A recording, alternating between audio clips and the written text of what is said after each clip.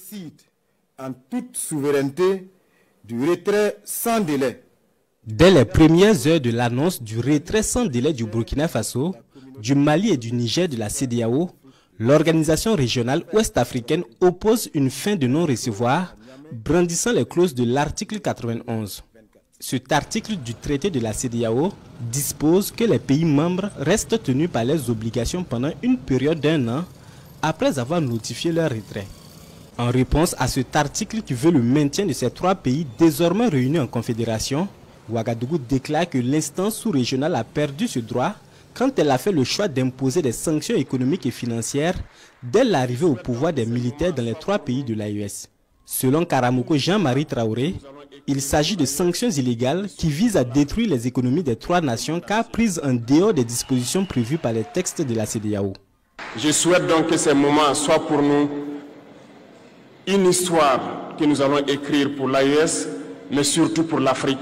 Même son de cloche à Bamako et à Niamey, qui affirme que la CEDEAO elle-même a rendu le traité caduc quand elle a manqué à ses obligations en fermant les frontières des États membres avec ces 3 États sahéliens. Le caractère irréversible de la décision de retrait du Burkina Faso, du Mali et du Niger est donc sans équivoque. Pourtant, la CEDEAO des 12 n'entend pas en rester là.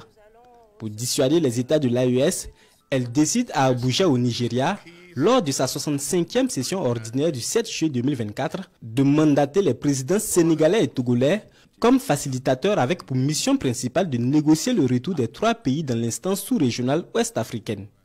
Dès lors, Bassirou Diomaye Faye, en qualité de médiateur, entame une série de visites dans l'espace AES.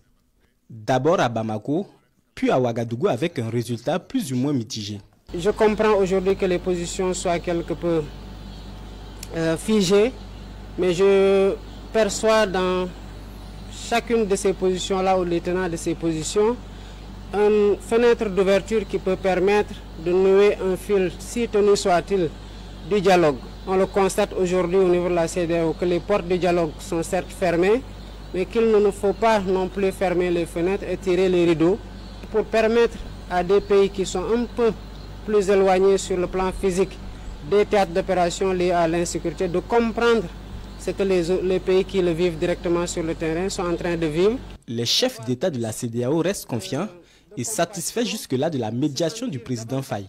Ils renouvellent d'ailleurs, lors de la 66e session ordinaire de la CEDEAO, leur confiance en Bassirou Diomaye Faye pour faire réintégrer par la voie du dialogue les États de l'AES dans l'organisation ouest-africaine.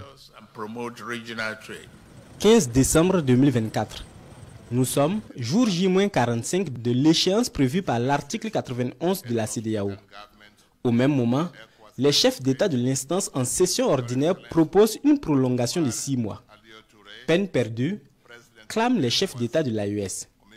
D'ailleurs, pour rappeler le caractère irréversible de leur décision, le président en exercice de la Confédération des États du Sahel, le général d'armée Assimi Goïta, président de la République du Mali, annonce le 23 janvier dernier la mise en circulation ce 29 janvier d'un passeport AES, comme pour dire que le navire AES a quitté le port et qu'il est désormais trop tard pour revenir en arrière.